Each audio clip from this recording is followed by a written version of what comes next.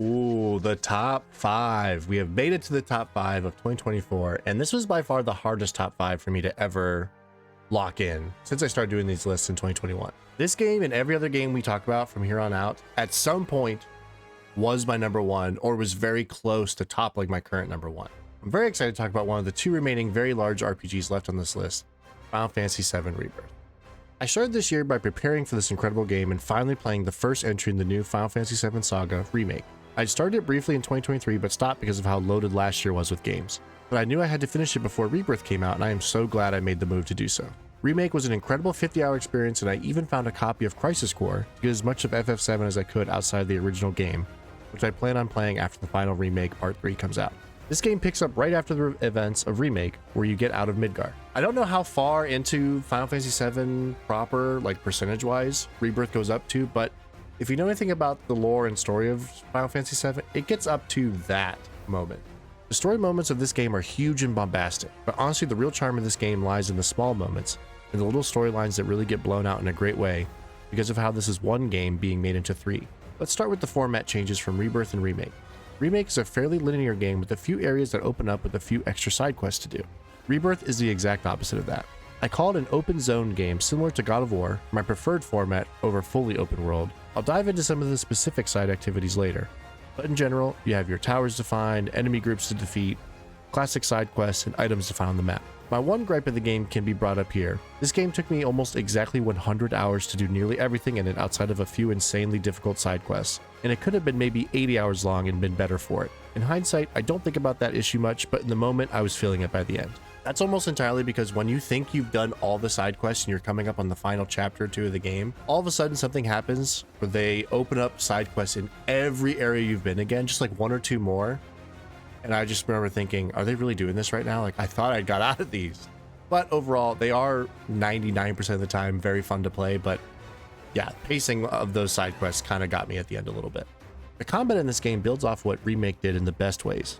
It blurs the lines of real-time action combat, the simulated slowed down turn-based method that absolutely shines. You can freeform fight, but as you battle, you build up your ATB meter and you can switch into an extremely slow motion mode to assess the situation and choose some abilities for your party to do. You control one of your 3 party members at a time, but can switch on the fly, and that flow of using a power with Cloud, switching over to Barret to blast an enemy in the air, cutting over to Tifa to burn 2 ATB charges on a powerful attack, and then back to Cloud again was so satisfying every time. Every character is super fun to control and feels unique to play with. They also have a sphere grid style system when you level up to customize the party members. This, coupled with returning materia system, one of the most popular mechanics in all of Final Fantasy, rightfully so, provides such a deep combat experience that made combat never feel stale at all. The boss fights in this game were absolutely astounding, and to be fair, Final Fantasy 16 is my favorite boss fights in any game ever.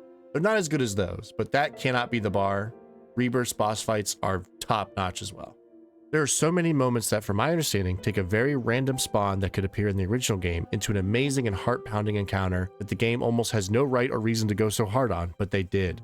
And the game is so great because of it. I think Rebirth also has some of, if not the best voice acting work in a game I played this year. Aerith's voice actor, Brianna White, hasn't won the award for Best Performance of the Game Awards yet, but she absolutely feels like the frontrunner. Cloud's Cody Christian, Barrett's John Eric Bentley, and Tifa's Britt Barrett are not to be outdone, however, and also gave unbelievable performances. I wrote that before the actual Game Awards happened, and they did not win.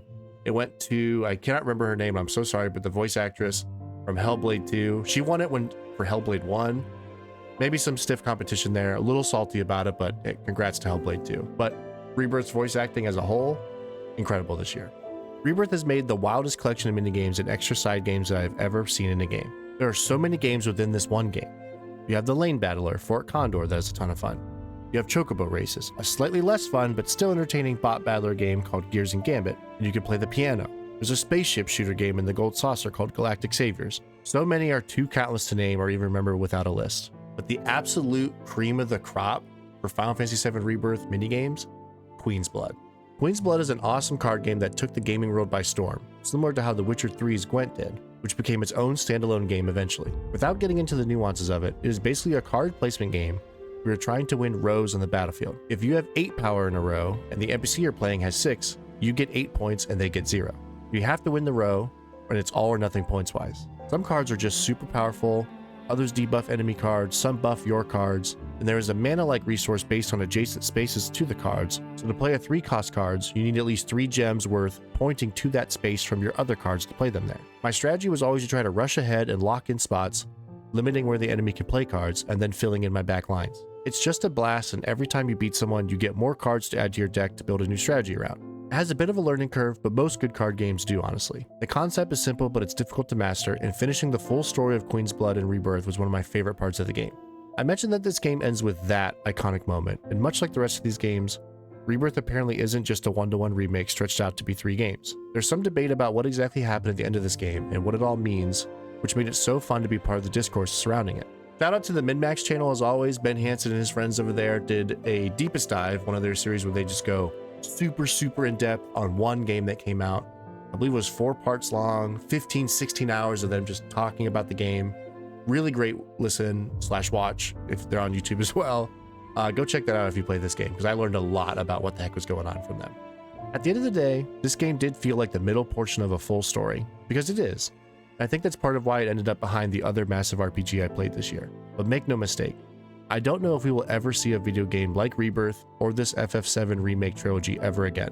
For one game to be given this much love, this much attention, this much money put into retelling the most famous RPG story of all time is something we should all appreciate while it's here. Absolutely start with Remake and then get ready to sit down with an incredible RPG that feels both modern and classic in Final Fantasy VII Rebirth. Oh, and by the way, just you've heard it here first, Final Fantasy VII Revenge is what Part 3 is going to be called. Just my prediction, just, lock it in now. It's upon us. The reunion. When worlds merge. I'm waiting, Cloud.